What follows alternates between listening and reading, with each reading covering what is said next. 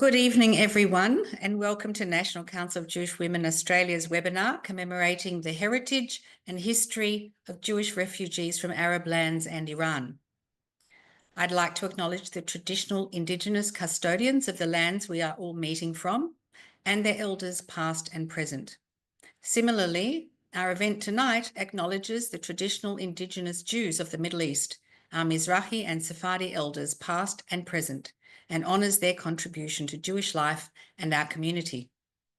We're going to begin this evening with a short film to give an overview of all of the history of Jews from Arab lands and Iran before we hear from our 6 magnificent speakers.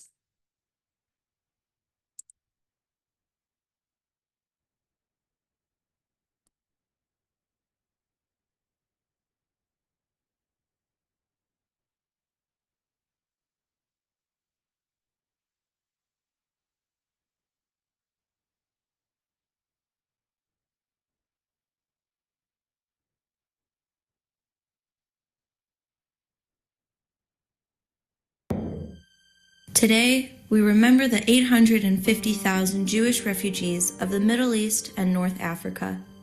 Between 1948 and 1972, Jews in Arab countries faced persecution, violence, land and business confiscations, fines, expulsions, and other forms of persecution. Except for tiny remnants in Morocco and Tunisia, these ancient Jewish communities that predate Islam and Arab conquest by 1,000 years no longer exist. By 1948, much of the Middle East considered Zionism a crime.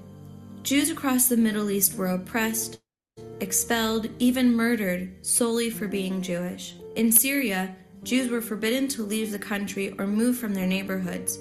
A permanent curfew was imposed on them, and Jewish businesses were boycotted. In Iraq, Jews were forced to carry ID cards.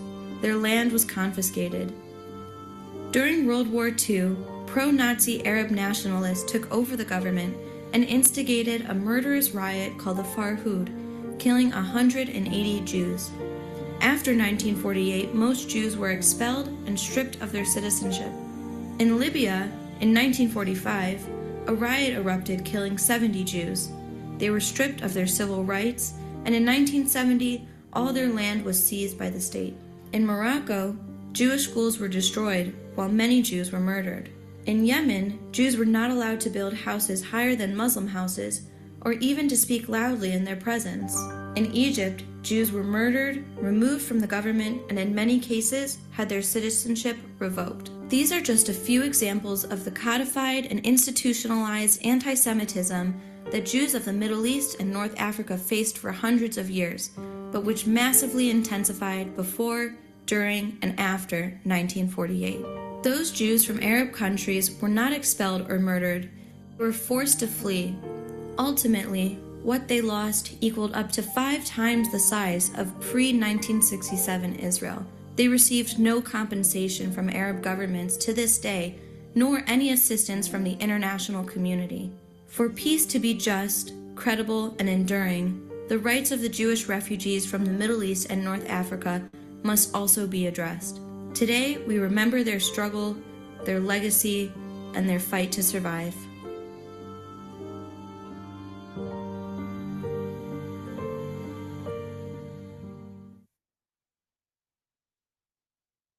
Now we will go to our first speaker, and for each of the speakers, we have a little PowerPoint with some photographs.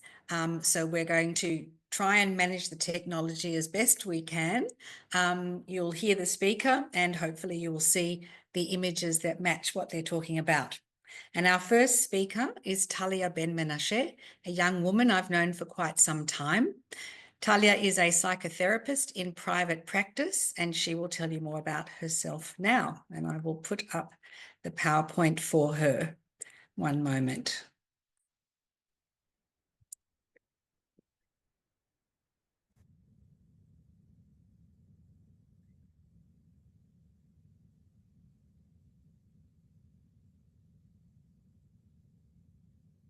Okay, I think we're ready.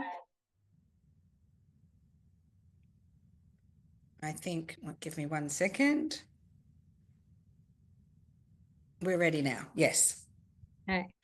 Yes, you have seen me for quite a while. My mother, you'd hope. Okay. So my story, my family's story. Both my father's parents were born in Sana'a, Yemen, to Jewish families who had lived there for over 2,000 years. My grandmother's family was quite well off. Her father was from a family of landowners and lentil merchants, and he was wealthy enough to keep 4 wives, each of whom had up to 10 children. My great-grandmother was the youngest of the 4 wives. Life in Yemen was almost idyllic until 1947. Following the UN partition plan, Muslim rioters attacked the Jewish community in the city of Aden, and life for Jews changed irrevocably. After 1948, Yemen expelled its Jews, telling them to go to the new Zionist state. The planes to Israel left from Aden, and the families of both my grandparents had to somehow make their way there. Safta's family traveled by camel, but Saba's family were on foot. Saba was one of 4 young children at the time. It took about a week to get there, and on that walk, both his parents died. If leaving home and country were not enough, losing both parents at such a young age and during such a grueling journey caused the 4 siblings to forget their last name. They knew their father's first name was Menashe, so they decided to take it as their family name, Ben Menashe, son of Menashe. That's what my family name means, and I'm very proud to carry it. The operation, which brought my grandparents among 49,000 Jews from Yemen to Israel between 1949 and 1950, was called Operation Magic Carpet. The Jews of Yemen are renowned for their deep spirituality and their artistic and musical skills. This is true of my family. My great-grandfather was a jeweler, as well as a businessman and a rabbi. Many of my cousins in Israel became musicians, DJs, and artists. My father was the first in his family to complete a university degree, but in his footsteps followed almost all his cousins, today lawyers, teachers, psychologists, you name it. The classic immigrant story in any country. Like me, many of the cousins of my generation have mixed Yemenite and Ashkenazi heritage, and in our faces, we represent the intersectionality of the modern Jew. This webinar is about sharing the stories of our ancestors and hearing the voices of who they left behind. And whether we like it or not, how the world sees and perceives us sets the tone of who we are. One could argue that this is a shallow topic to focus on, but face value actually carries a lot of weight and a lot of depth. In the wider social context of Sydney, Australia, I am ethnically ambiguous, often mistaken for Indian, Spanish, Lebanese, Aboriginal, South American, the list goes on. I'm met with very puzzled looks. People have this intense need to pinpoint where I'm from. In the Jewish communities of the diaspora, I'm predominantly seen as a Mizrahi Jew, even though half my heritage is Ashkenazi. And in Israel, I am Yemenite, through and through. Until I open my mouth, of course. Then I become the Australian who looks like she should be fluent in Hebrew, but isn't. And this confuses and irritates most Israelis, myself included. What these identities have in common are the assumptions made based off my appearance. But I decide how much of my identity I share, depending on my audience and how safe I feel. My answers range from just Aussie, which no one believes, but wouldn't dare question further, to half Australian, half Israeli. Sometimes I'll say a very vague Middle Eastern, and occasionally, usually only to other Jews, I'll say Yemenite. Having a white mother has provided me with the remnants of white privilege, mostly when I'm standing next to her, I'll admit, but it's definitely there. Having a brown father and brown skin of my own has made me susceptible to discrimination throughout my life. While discrimination simply for being a Jew came from outside the Jewish community, discrimination for being Mizrahi unfortunately came from within. And unsurprisingly, that one stung more. My personal favorite was when I went to a public school and was told I belonged in a gas chamber. Typical, right? But I'll never forget my own classmate at Masada College, a Jewish day school, calling me black with the most derogatory connotations possible. I went home crying that day. To counter this discrimination, as a teenager, I would straighten my hair every single day in an attempt to hide my ethnic ambiguity and meet the typical beauty standards of the Western world. But as I've grown up, I've learned to love the things that symbolize my heritage. It makes me feel close to my family and my tribe. So I decided that it's a beautiful thing to be identified by my curls or my olive skin or my distinctly Yemenite bone structure. My true power is in the complexity of the crossover between my whiteness and my otherness. And if I'm being totally honest, it gives me some edge.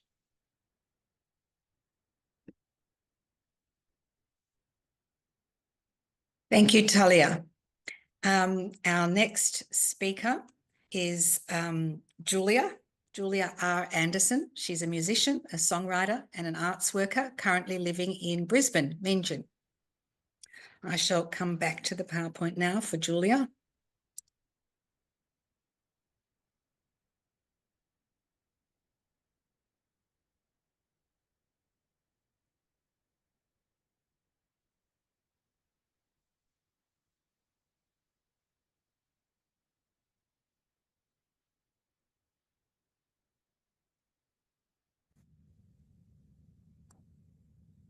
Okay.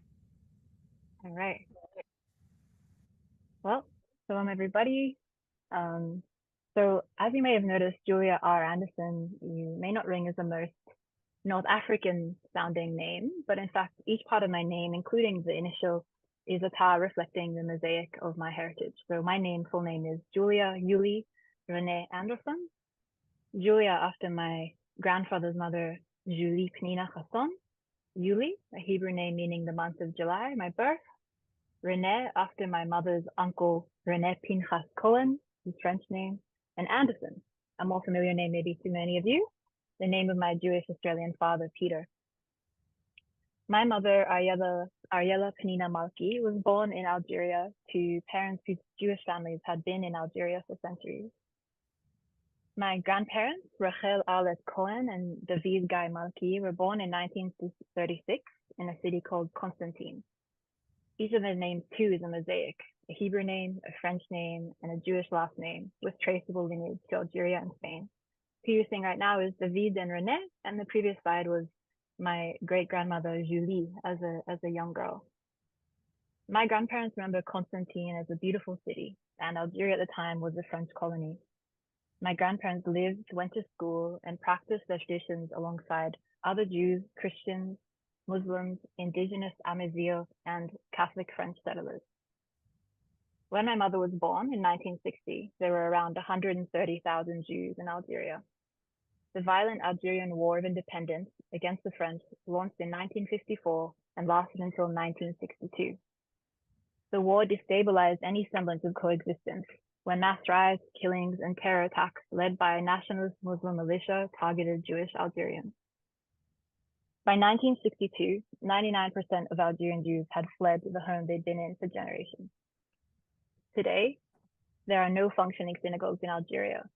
Since the 60s, most were converted to mosques, and Jewish cemeteries were neglected, including the ones where my great-grandparents were buried. Remnants of Jewish life in Algeria exist from as early as the 1st century, following the Roman Empire's destruction of the Second Temple in Jerusalem.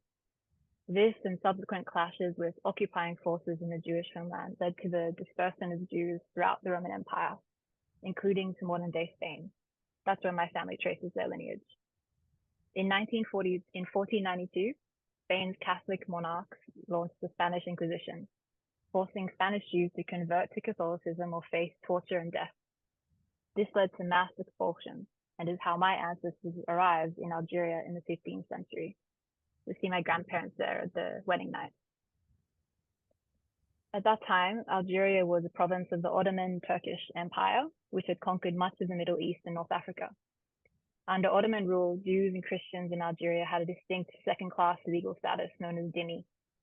This status allowed them to practice their religion, but imposed various restrictions on their daily lives, and it's something I'm sure will come up as my fellow speakers will talk about their families' experiences.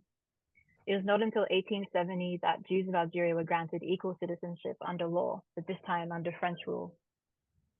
After 40 years of French occupation, the 1870 Crémieux Decree granted Jews, then 35,000 in number, equal citizenship. The decree gave Jewish boys and girls access to free French education. My grandparents took this with both hands, both excelling in school and becoming teachers upon graduation. You see my grandfather there at school as a young boy. They studied French and Arabic as part of their curriculum alongside Muslim, Christian, and other Jewish students. My grandfather grew up speaking French at home, Judeo-Arabic with his grandparents, Arabic with his Muslim friends, and praying in Hebrew. His mother, known as Madame Julie to the local neighbors, was one of very few women from her generation who completed school and work. She was a professional typist and assisted Muslim neighbors who could not read or write with correspondence and French government paperwork. That's my grandma on the screen now. These new rights granted to Jews unfortunately provoked waves of anti-Semitism from both French settlers and Muslim Algerians. The tensions led to attacks by Muslim residents, such as the 1934 Constantine riot, in which 25 Jews were killed and part of the Jewish quarter burnt. In 1940, during World War II, France's Nazi collaborating Vichy government actually revoked Algerian Jews' citizenship and expelled them from school and the civil service. My grandparents both remember being removed from school as young children at this time. You'll see now, this is my grandfather, Guy David, as a school teacher. In 1954, when the National Liberation Front of Algeria, or the FLN militia, sought power and independence, it did so through terror attacks and mob violence. Algeria was once again at war. Initially directed at just the French population, the FLN attacks increasingly targeted Algerian Jews, including members of my family. Ultimately, the FLN militia lumped Algerian Jews in with the French colonizers, despite their presence in Algeria since antiquity and their integration in society living together. My grandfather's sister, Janine, was a young mother to multiple children when her husband, Emile, who had converted to Judaism in order to marry her, was murdered by a group of men from the FLN. It's against this backdrop that in 1958, my grandparents, not long married, with their first child, Rupi, made plans to flee. In the middle of 1961, when their second child, my mother, Ariella, was a year and a half, they fled Algeria by boat for Israel, along with 30,000 others. Only 10% of Algerian Jews went to Israel, 100,000 fled to France, and many of them subsequently to Israel later. In 1963, the National Code of Algeria was passed by their government, officially excluding Jews from Algerian nationalities. And since then, it is not possible for Jews or Israelis of Algerian birth or descent to return there. My grandparents never returned, and me and my siblings are not able to return. Thank you guys for listening.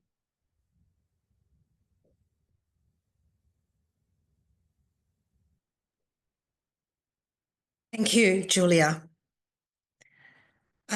Our next speaker is Hilat Sol, who has worked in the Jewish community, both professionally and as a volunteer. Thank you, Linda. My name is Hilat Sol, and my family comes from Libya and Iraq. A little bit about my background. As Linda said, I've been working in the Jewish community in both a volunteer capacity and also professionally over the past 11 years, which means that next year is my bat mitzvah. Jokes aside, my journey of being a Mizrahi woman and uncovering this essential part of my identity has been very long and tenuous. Lord Rabbi Jonathan Sachs has said that to be a Jew is to know that over and above history is a task of memory. As you know, the Mizrahi community in Australia is a minority within a minority, and our history is often forgotten and neglected. Tonight, I would really like to share my family story and carry on this task of remembering. As you've seen in the video, the once flourishing Jewish communities of Algeria, Egypt, Lebanon, Yemen, Tunisia, Morocco, and other countries no longer exist. It's as if pages of our history books have been erased. Can you imagine living in a city where 40% of the people are Jewish? Can you guess which city this is? This is Baghdad, Iraq, in the early 20th century, the city that my father's family had lived in, the city they had thankfully left prior to the Fuhud, the Nazi-inspired pogrom that was beginning of the end of Jewish life in Iraq. My father's family left Iraq through Syria and walked to the Promised Land on foot. However, unlike our desert-dwelling ancestors, this took a little bit less than 40 years. My maternal grandparents, Lydia and Shaul Khayun, lived in Tripoli, Libya. A thriving Jewish community resided in Libya, which coexisted with the Arab population. When it comes to pain, I think it can often be compressed to just 4 words. There was a pogrom. These 4 words changed the course of history and Jewish life in Tripoli. The streets flooded with blood. Mothers lost their babies. And Lydia, my grandmother, lost her family. My grandmother features in this documentary. It's called The Forgotten Refugees. It's also available on YouTube, and I encourage everyone here tonight to watch it. It's 45 minutes long. And in it, she says, and I quote, "I was 13 years old at the time of the pogroms. I saw the horrors and still see them in front of my eyes today. They stormed into houses, killing, destroying, and plundering. And we were so scared. 4 words, our house is gone." The first pogrom in Libya lasted 48 hours. Jews were slaughtered on the streets. After the first day of rioting ended, all the young Jewish men gathered in the middle of the night to collect the bodies that weren't burnt. From nightfall till morning, these young Jewish men went to the cemetery, dug graves, and buried their dead. In the morning, the pogrom continued. Not too long after the pogroms, the Nazis took over Tripoli. Jewish men were rounded up and taken to labor camps, including my grandfather. Other Libyan Jews were deported to concentration camps across Europe. The women in my family weren't taken, but they were left without work, without a home, without food, without clothes. Another 4 words, there was a vote. After the British liberation of Libya, it was still really difficult for Jews to leave the country. My great cousin Amos was in touch with people in Israel who wanted to help the Jews escape. Through this connection, he began to smuggle Jews into Israel by helping them get fake passports and documents and organizing the boats to take them. Eventually, somebody turned him in, and he was warned by his neighbors that he would be captured that night. So that same evening, Amos, my grandparents' brother Haim, and my grandparents and my uncle Asher, who was a 1-year-old baby at the time, escaped on boat. They left Libya without any possessions, money, or materials. They left with only the clothes on their backs. They arrived in Israel and they lived in a refugee camp there, like hundreds of thousands of other Jews who had fled or were expelled from Arab lands. After the camps, they settled on a moshav called Yitzitz, near Rehovot. I was born on this moshav, which is made up from refugees from Tripoli.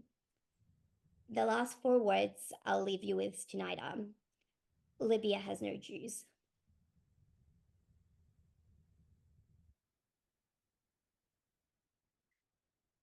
Thank you, Hila. Our next speaker is Penina Hagegi. Penina has a policy and government background and is Sydney-based, and she's going to speak about her family from Tunisia. Hi all.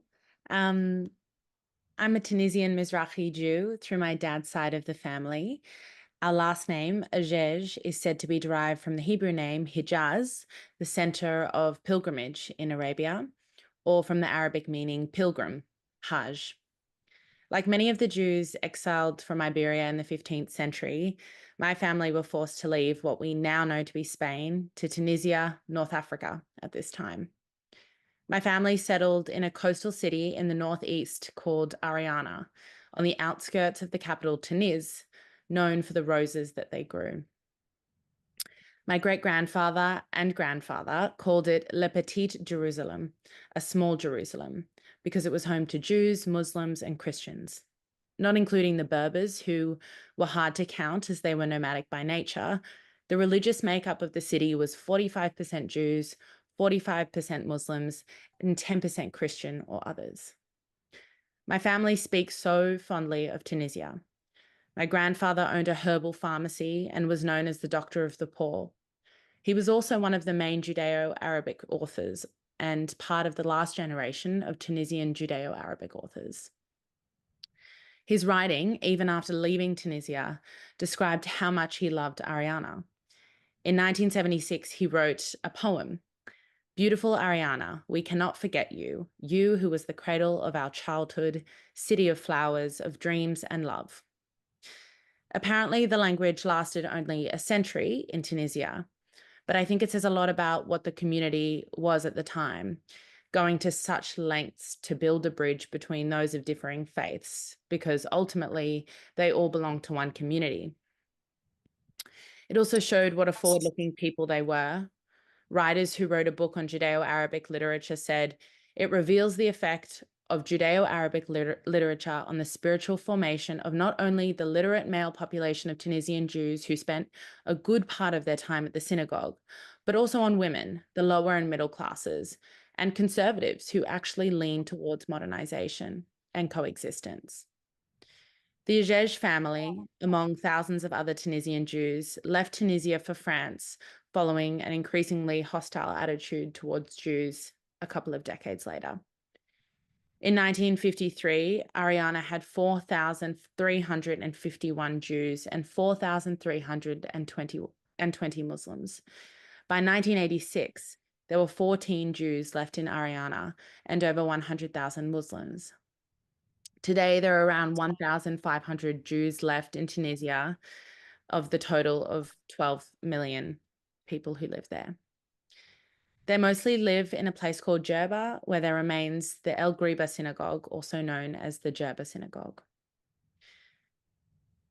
There, my family, once they left for France, made a home and brought with them recipes for beef marrow, couscous, Tunisian flourless orange cake for Pesach, brick, and the Judeo-Arabic language. However, in Paris, the hostility towards immigrants in North Africa made life difficult. In more recent times, that struggle has been compounded by the increasingly antagonistic environment towards Jews in France, many of them leaving to Israel. Today, now more than ever, when it feels like so many people are telling us as Jewish people who we are, connecting with and expressing my Mizrahi heritage feels like a really powerful thing to do, and I feel really happy to do so tonight with all of you. Thank you, Pnina. We have two more speakers before we'll open for questions, and the first is Ella Springer. She's an interior architecture student who is entering her final year of studies. Hi everyone, I'm just going to screen with you all.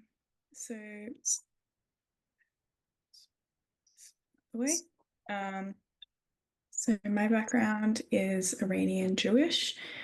So here you can see photos of my family when they were living in Tehran, Iran, where they surprisingly lived a quite comfortable life with all of their extended family. They lived in a complex with all of their cousins and aunties and would often go for picnics. My grandmother's father, Jacques Kadri, had quite good relations with people from all faiths, and Jews were living quite peacefully. To the right, you can see a photo of my grandmother, Helen, with her younger sister and her cousin, as well as the Persian carpets that they collected. They decided to move to Sydney for in anticipation of anti-Semitism that was rising, as well as for economic prosperity. And so when they first moved to Sydney, it was quite a culture shock, as they came from living with all of their extended family to just the 5 of them. To support her family, My grandma Heli's father started a Persian rug store called Kadri's, where they would sell the Persian rugs from Tehran as well as across the Middle East.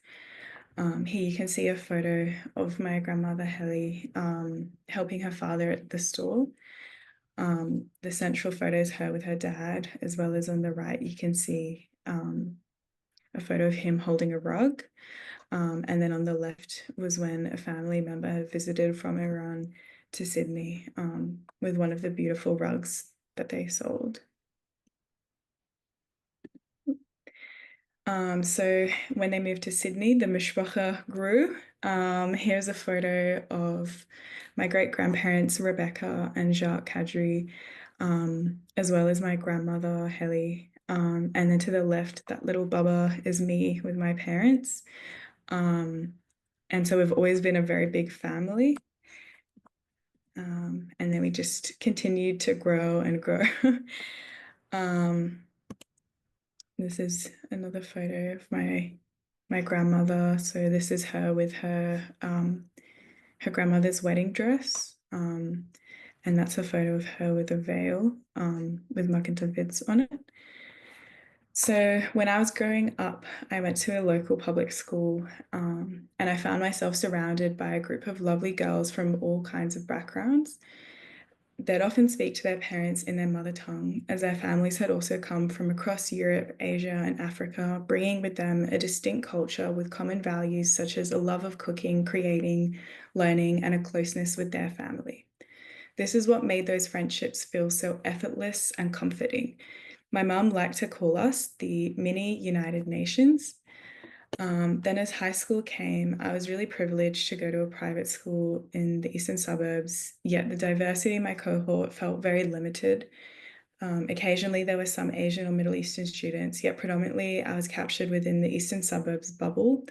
In the later years of high school, I was very close to a lot of the international students who I found to be broad in their talents, having a high level of skill in the arts and academics alike, as well as a strong sense of warmth and patience.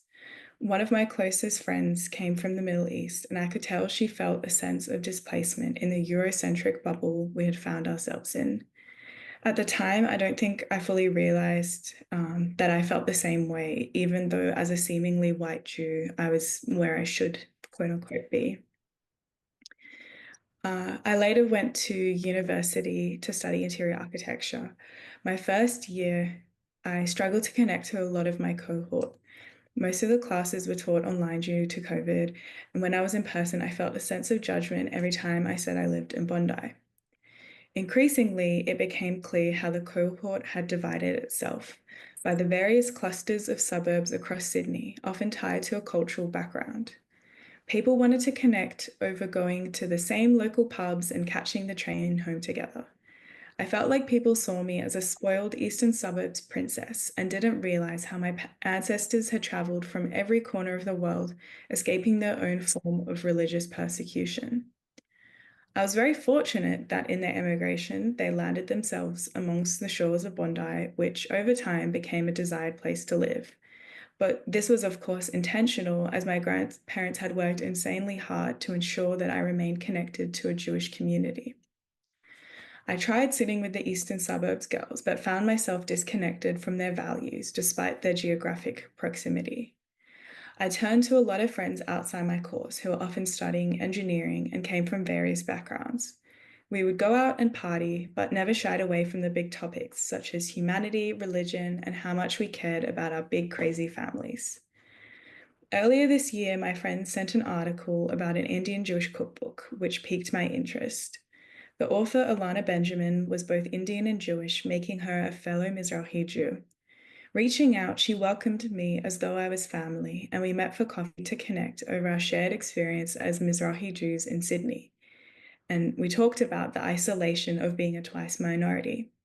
She mentioned speaking with Linda Ben Menashe, who knew my grandmother and was wanting to include my voice for this panel as a young Mizrahi woman.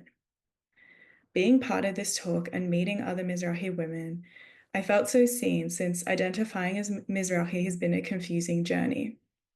Of my grandparents, it was only my grandma who came from the Middle East, making me a quarter Iranian. However, my grandfather fled Austria before he could even talk, and my maternal grandparents tragically passed before I was even born. It was often my grandma Heli's rambunctious Iranian family that had occupied a large part of my Jewish identity. Shabbat dinners with crispy saffron rice and pomegranate stewed chicken, or that special Pesach dinner where we smacked each other with shallots, as the tradition went. I realized even a large part of my creative identity had ties to my Persian roots. Similar to my great-grandfather Jacques Kadri, I developed an admiration for woven art. Both my love of textiles and poetry are ways I continue to express my proud Iranian culture. I have come to grips with the beauty and how diverse the Jewish experience is, and how through the corners of the world that I carry in my genes, my story is woven with rich narratives of Jewish resilience and culture. Amongst many things, I'm a proud Mizrahi Jewish woman. Thank you, Ella. And the questions are coming in. Please send them to me, whether they are for all speakers or for one speaker specifically. After our final speaker, Elia, we shall go to the questions. And Elia Cohen is a filmmaker and artist living in Sydney who will speak to us about her family background.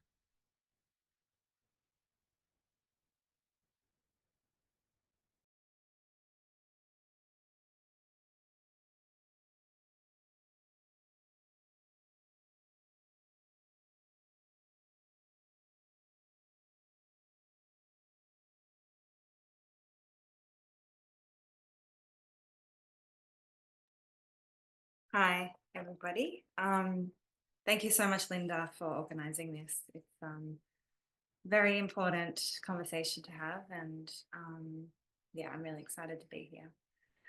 So this is my wonderful grandmother. She was the matriarch of my Jewish family, my mother's mother, Suzanne Sultana Cohen.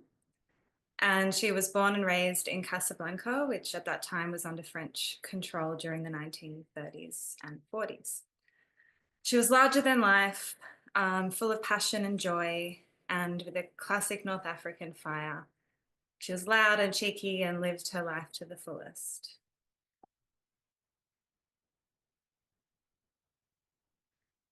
And this is her here with her family. So although she was very proud of her Jewishness, I know she was quite ashamed of her Moroccan heritage. I was told that my people were savages and peasants, she once told me. Her mind was so deeply colonized that she would often tell people she was French, despite not being French at all. Though she couldn't hide it as much as she tried, her curses and sayings in Arabic, her superstitions, the way she cooked with her hands. One minute she was a French glamour puss, and the next minute she was squatting by an open fire cooking.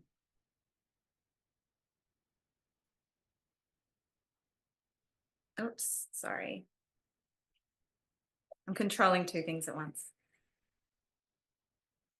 So yeah, this is her. Oh, here are some more photos of her family. That's her sister and her mother.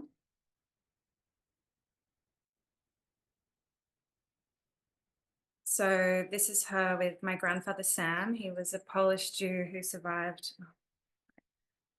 He was a Polish Jew who survived the camps, including Auschwitz.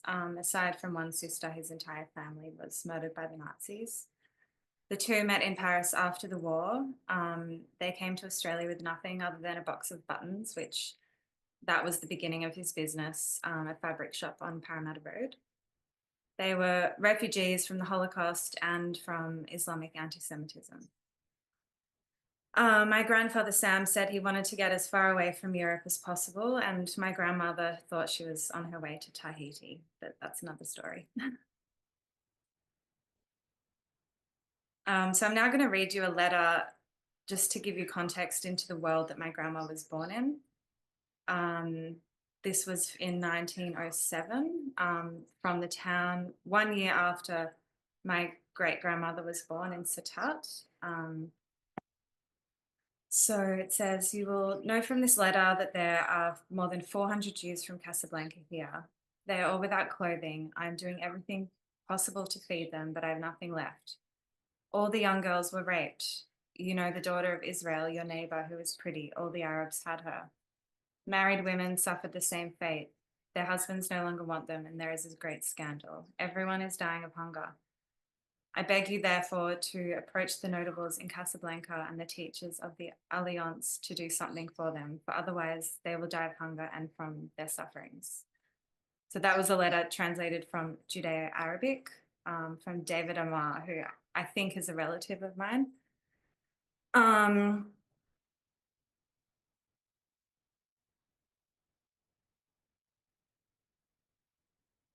So just to give you some context in Morocco, because it's got such an incredible history, Jews have lived in North Africa for at least 2,000 to 3,000 years, predating the Arabization and Islamization of the region by 1,200 years. Morocco was once home to the largest community in all of the Middle East and North Africa. Before the end of the 1940s, there was over 250,000 Jews in Morocco, and today there's still a community. There's about 2,500. It's quite strong, but a lot of the young people are leaving. Moroccan Jews were deeply rooted in Morocco with a rich history that is much a part of Moroccan history as it is a part of Jewish history. The most well-known wave of migration to Jews were Sephardi Jews who were expelled from Spain during the Spanish Inquisition in 1492. However, the earliest migrations go back till around 587 BCE, when King Solomon's temple in Jerusalem was destroyed by the Babylonians. The Jews that were there before the Spanish Inquisition, they were known as the Toshavim, and the Sephardi Jews were known as the Megasharim. For millennia, Jews coexisted peacefully with the indigenous Amazigh population. And also there was constant movement between the Iberian Peninsula and North Africa at certain times. And yeah, for centuries, those two groups remained mostly distinct, but eventually they started to mix, which is why Moroccan Jews have some amount of North African genetics.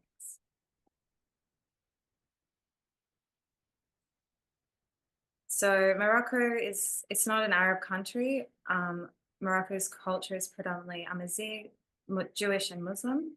Following the Arab and Islamization of Morocco, the Amazigh were stripped of their culture, and Jews, along with Christians, were subject to dimitude.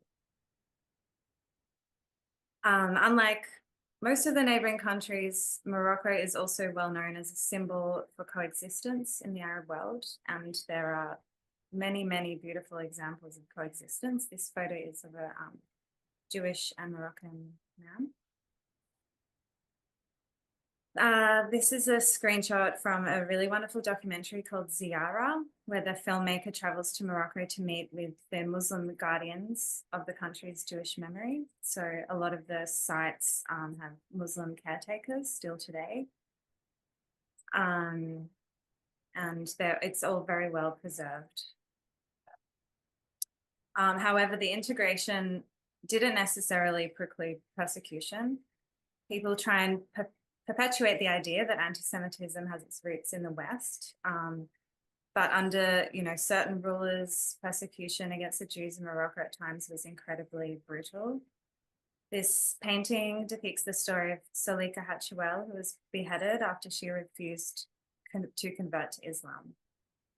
And there were like pogroms and massacres maybe once every 100 years, give or take.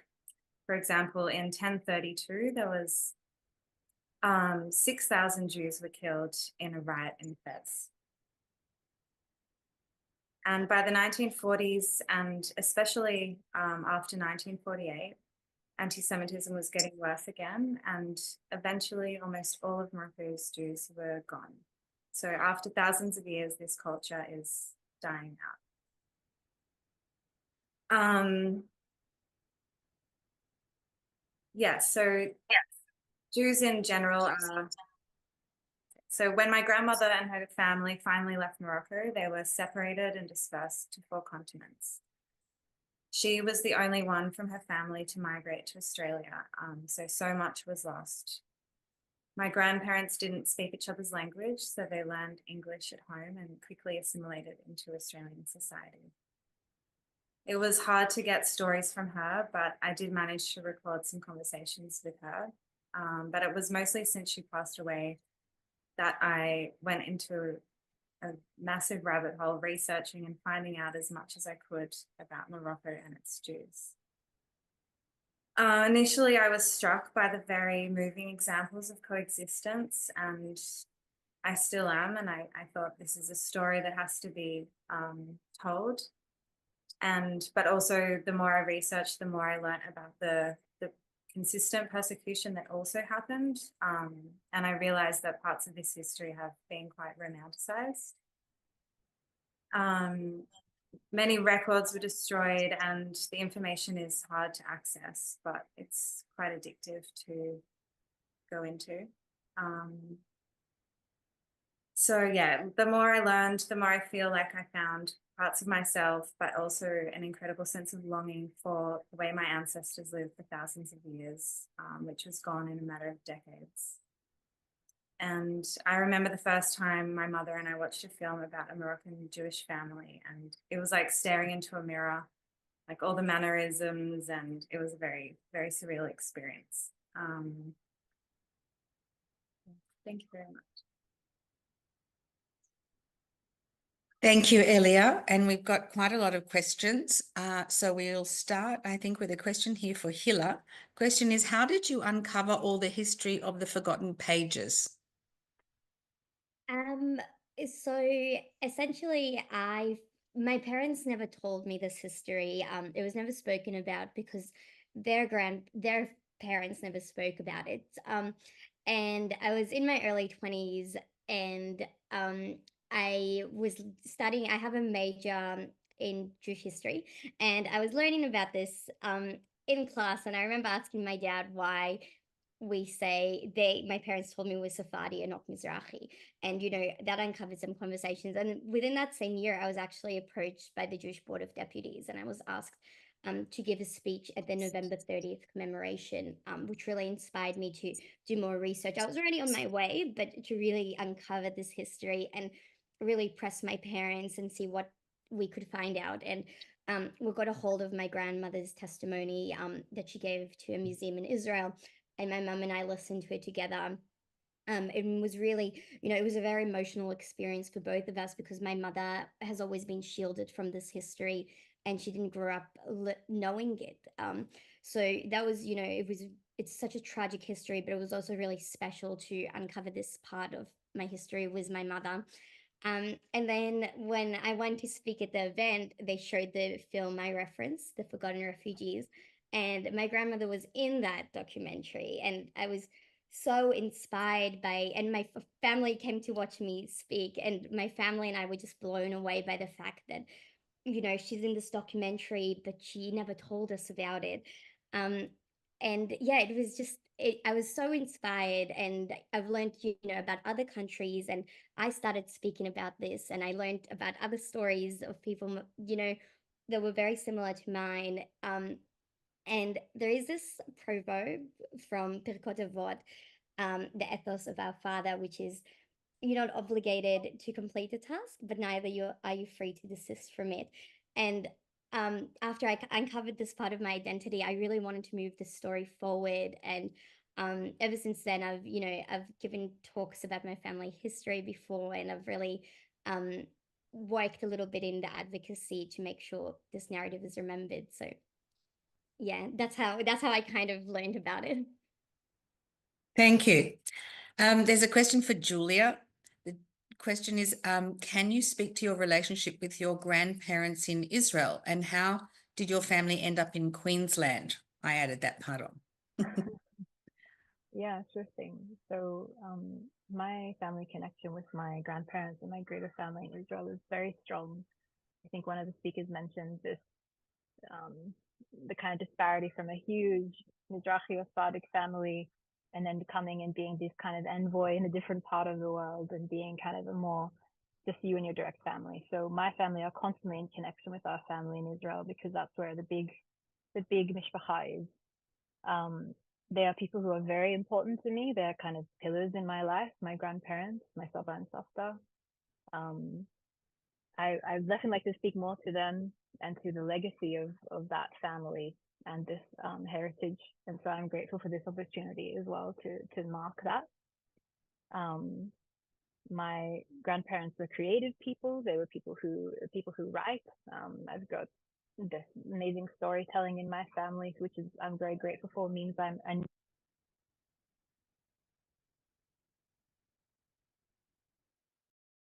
Queensland, because I guess that is fairly unusual. Just gonna check. It's gone quiet on me. So you're muted, Linda. I said we can hear you now. Okay. So I just wanted to go back to say.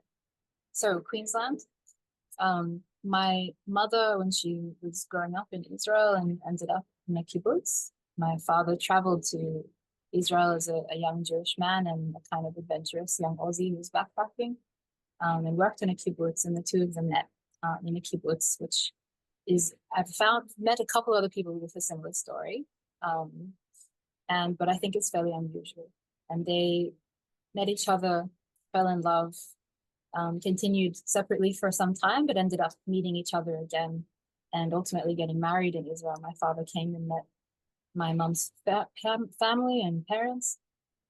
And so I was born in Israel a few years later, me and two siblings, in a regional area. I was born in Beersheba in the south, which is where my grandparents lived. And my parents tended a farm and a greenhouse in the southern desert in the Arava. We left when I was a small child to get to know my family's mishpacha, my father's mishpacha, in Australia, and have been kind of to and fro ever since, basically, because we can't really stay away from the Israeli family for too long, or from that country where we're born, and there's so much connection, obviously. But I grew up in Bundaberg. Oh, wow, Bundaberg. Certainly, this is probably the most Mizrahi women I've seen in one virtual room in a long time. Oh, that's good. There's a question here. Actually, Ella, you spoke a lot about school, and there's a question to Talia, actually. What more could your Jewish day school have given you to prevent the kind of misunderstandings, misperceptions of you that you experienced? Well, we didn't really get any education about the Mizrahi Jewish history at all. So I remember learning a little bit about Sephardi Jews, a lot about Ashkenazi Jews, mostly because the focus was on the Holocaust. And also my teachers were Ashkenazi, if I remember, pretty much all of them. And yeah, Mizrahi Jews were void from the curriculum completely. I got my history lessons from home, ironically from you, my Ashkenazi mother, who was interested in her, her then husband's family. But I wouldn't have known unless you did your own research. And all of my friends were completely uneducated and unaware of all of it. And, I think the worst part was that I didn't think to question it. I knew that there was part of my history that wasn't being spoken about, but I was surrounded by a Jewish community that that didn't look like me or inquire about the other types of Jews in the world. And so I just kind of went along with it. I was passive in it. Yeah, well, I think that in many of the Jewish day schools now, that that complete absence of teaching has been begun to be redressed. I hope that movement continues. What gave me the impetus, I will actually say, is not only, that I was married into a Yemenite family, but also that the Yemenite and other Mizrahi Jews in Israel that I knew for the time that I lived in Israel had all said that in Israel that history had never been taught either. And so I really thought that, if I came back to Australia, I would make it my business to make sure that our Jewish story was told in full. And that's what we're continuing to do, including here tonight. There's a question for Ella, a double question actually. The first question is, how many Jews remain in Iran? And the second part is, where is home for you? In terms of how many remain in Iran, I do need to double check the numbers. I know that there was a flourishing community in Iran, and there still is a really large population, or there is still a relatively sizable population, but there's a lot of restrictions in terms of the lives that they lead. In terms of leaving the country as a Jew in Iran, I have family friends who had to get smuggled out. You're not allowed to leave the country, I think, in terms of being a woman or a Jew or a lot of different identities. There's not much freedom in terms of being living in Iran, but there is still somewhat a population even after the Islamic Revolution. So in terms of where I identify as home, a part of me is, I guess, always cared about the culture, and always wanted to learn more about my family. But in terms of going to Iran, it's never been something that I've even contemplated or known to be an option as a Jew and a woman. And considering everything that's going on, I guess in terms of, where Iran sits, I know that it's not a place necessarily for me or for my family anymore. And the way that I guess see Iran is like a place where my family was able to live for a long time and able to be I think it's also very much ingrained in Jewish stories. You look at Purim and the story of Esther, and there was a really long-standing Jewish community in Iran. But for me, even defining what home is on a superficial level, I've moved home 6 times. My family is always moving around, and every time we move house, my mom's always said home is the people, not the location. And so for me, the value's always been on the culture, and the Persian rugs were something that we were able to bring with us, and that still is a culture that's been able to be transplanted. So for me, I consider home the people and my family, my friends, and my inner circle. That's what I consider home rather than the places. And I mean, even Sydney, I don't know if I'd consider a home, considering things that have transpired from the last year.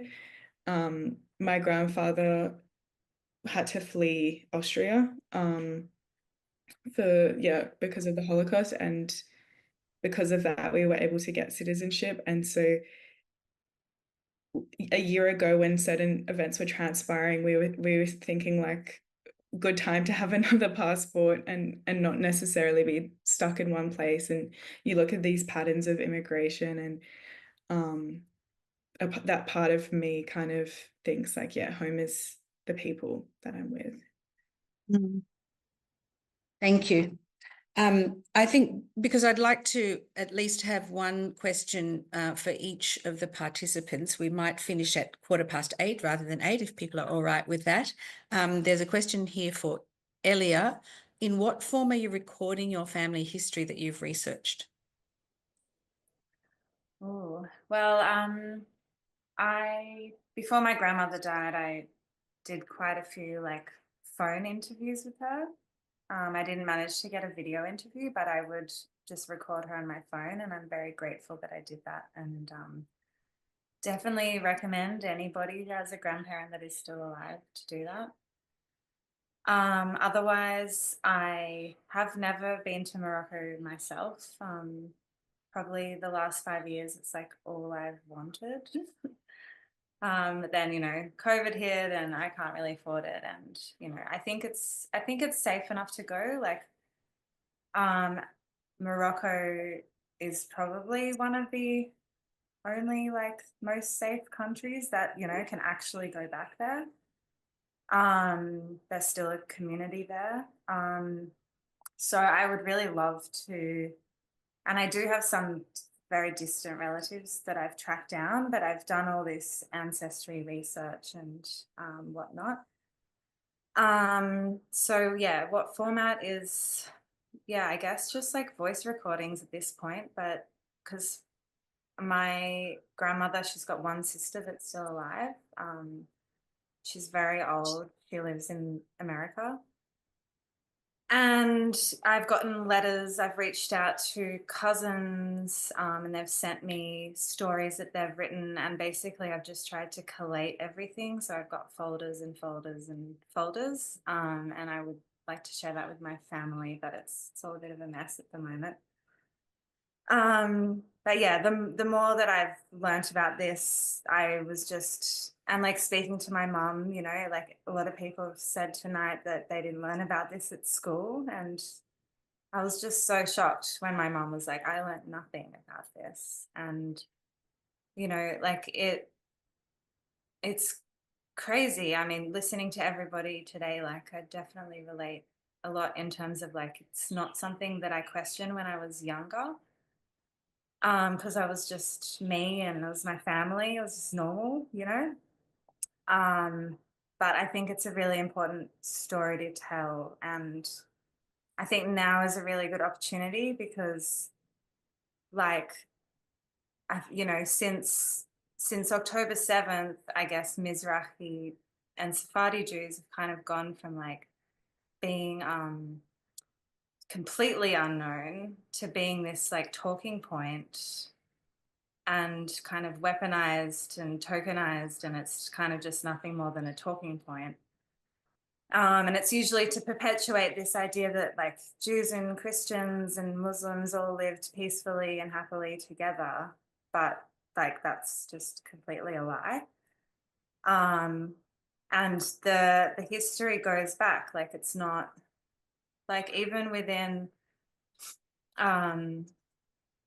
yeah, like when I read about Morocco, like they mention like these 1 or 2 riots, but when you research it, there's so much stuff that happened. And I think, yeah, everyone should just do research and we should tell these stories because otherwise it'll just completely be lost forever. And Yes. really sad.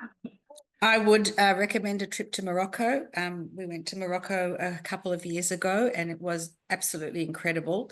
And I guess I can understand also that cognitive dissonance that you have when, as you talk about the weaponization of the history and identity, but today, like the cognitive dissonance when people are talking about Jews as white colonizers, when your families were the colonized and the dispossessed of the Middle East, you know, over centuries, and particularly in terms of the Israel Arab wars and so on. So yes, a lot of history that is unknown or misrepresented. So thank you for telling it. Penina, there's a question for you, and I'm going to add another question onto that. The question was, how did your family arrive in Australia after arriving to France? And also, what forms of advocacy have you done around this history? My family, my dad's side of the family, so my dad came to Australia for a few years where he met my mum, and then my mum and us, we went back to France for a little bit and lived there before coming back to Australia because as many people might know, the French don't seem to be particularly welcoming to Jews or to North Africans. They're kind of seen, and I think it was mentioned in one of the PowerPoints from decades ago, but even still today, you feel like less than, and feel like the brown people who are sort of intruding on, on these white people. That's what it feels like. Yeah, so we live in Australia now, obviously. What sort of advocacy work have I done on it? To be honest, it's been sort of a private and social advocacy, apart from just being in the room as a brown woman, representing, my experience and our interests and our experiences. Honestly, like in the last year, I've made such close friends with people who are like Mizrahi Jews, and it's been the most rewarding thing. And we've been going out and eating food, like North African food, and like being, sharing each other's recipes. And honestly, that has been like the most rewarding experience for me this past year. And that's just been topped off by meeting all of these wonderful women on this call. So yeah, I think, Hilla is already doing so much in this space, and Linda as well. But definitely all of us coming together and just sharing our experiences, like there's not much more important sort of advocacy, I suppose, than that.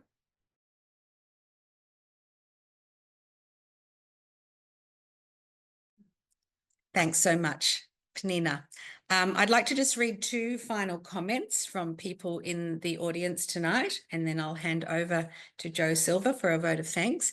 One comment is written by an Iraqi Muslim friend of our community who's here tonight, Khalida. She says, "These are amazing and sad stories at the same time.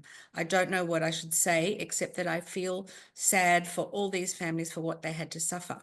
I hope that the future of their grandchildren and children will be fair.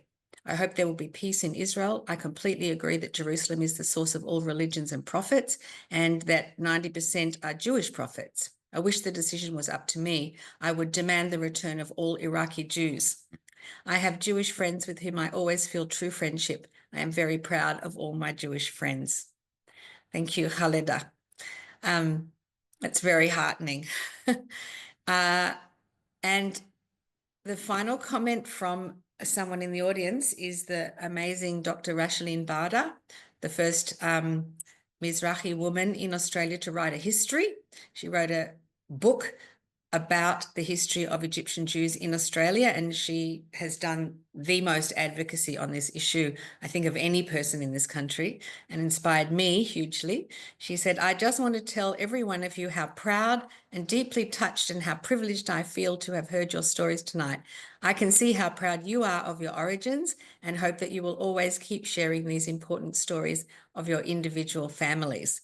And I have to say the comments in here are just amazing, and I'll see if I can get a record of those so we can pass them on to you as well. But our time is up. I'm going to hand over to the Treasurer of National Council of Jewish Women of Australia, that's Joe Silva, to thank our beautiful, beautiful presenters tonight.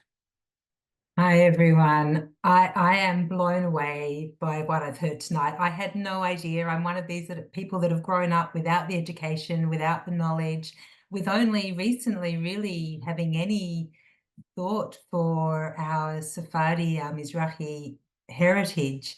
And I'm just blown away by the power of your stories.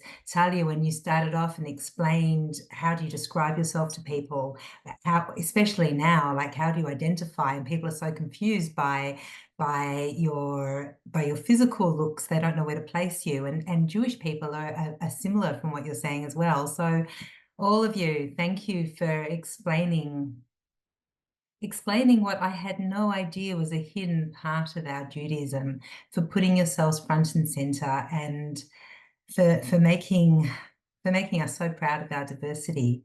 When I watched recently, I saw 7 Blessings with a very, very loud Sephardi family, Mizrahi family, and as you're all talking, I was just picturing the families and your backgrounds. So for everyone tonight that's attended, I thank you all for coming. And to Linda as the president, just keep doing these incredible, extraordinary stories that you are pulling together for us. Thank you, everyone.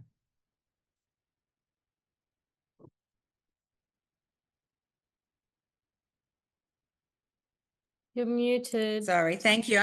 I'm just answering a couple of people's questions. So if you want to stay on and have your questions answered in the chat, I'm happy to do that. And I'll just actually unmute everybody if I can, or maybe Joe, you can unmute everybody so people can just make whatever noise they'd like to make so that the presenters can hear you. Thank you. Thank you. Thanks. That was great. That was amazing. so interesting. Thank you so much, all of you. Wonderful. Thank you so much. Well fantastic. Fantastic, Linda. Really amazing. And those beautiful girls. It's so wonderful that you shared your stories with us. Thank you. Here, here. Thanks by everybody who spoke tonight. Thank you, Linda. Thank you a lot to share with me this amazing story. I don't know what I say. Just it makes me feel like I'm guilty. But sorry for you, for all your family about suffering from this bad thing. Thank you. I'm just so pleased to hear about the Iraqi Mizrahi heritage. I've only know about the Ashkenazim, and it's lovely too that finally the Jewish Museum is featuring some of the history. And I've just been to a couple of events and just been blown away by the history, and I want to learn more. And I would like to visit the Mizrahi synagogue if I can sometime, but I know there's a lot of security, and I'm only known around the Ashkenazi shul. So anyway, I'll see what happens. Thank you very much. Very wonderful testimonies. Looking forward to more. Yes. Thank you all very much. It's only a little tip. They have a lot more to disclose. Wonderful. Thank you all very much. Thank you so much. A Baghdadi Indian background myself, and it's a very heartening thing to hear you repeating all the stories my mother told me when her family left Baghdad and went to Bombay, and then they came to Bondi. It was very similar to Alana Benjamin's background. And it's a really wonderful thing to see you young women carrying this story forward, that I also felt very alone and isolated in the community as well, coming from a Mizrahi. My father's family is Ashkenazi. So it's just a wonderful torch-bearing moment, actually, to hear you speaking and taking this story forward. So thank you from the bottom of my heart. My mother isn't alive anymore. She would have thanked you very much too. I just want to say that Ilana Benjamin, together with two other ladies at the evening of the Fahud the other night, are asking for people to contact them to record their stories. And I think this is really, really important. So whoever's got these stories, please to contact, through the Jewish Museum or Ilana Benjamin, you can ask. Linda, thank you for such an incredible, incredible evening. And important stuff. Thank you very much.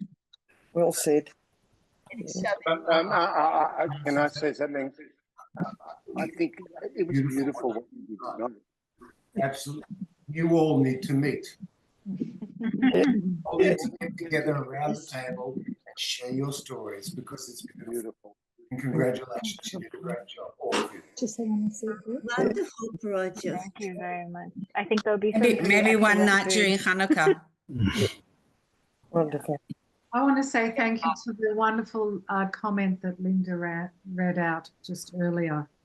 That was very hard for all of us to hear, I'm sure. She's still here. Beautiful. If I can say that there's a lot of beautiful grandparents, both in the viewers and the spectators, great grandparents even, as well as I noted from each of us, beautiful grandparents, great grandparents, larger families. And we lost my Saba this year, only a couple months ago. And I just want, if I can, I really want to remind everyone to hold dear to their grandparents. That, like like Elia mentioned, and to thank them for passing on these stories, whether it be if they didn't verbally say it and we had to go digging, there were little hints in bits of our lives that got us to go and pull this thread and find out more. So I want to send my love out to all the grandparents mentioned in this talk, and echo the statements of, I think it was Stuart, that I would love to have coffee with each and every one of you and share, food and different kind of cuisines. See what's in common. Elia's grandparents is my mum and dad, so it was beautiful to see them. Gorgeous. Well, thank you, everybody, and look forward to seeing you again on our next webinar, and also to getting out some of this material to you all so that you can share it further. Wonderful. Good night, and thank you. Thank you. Thank you.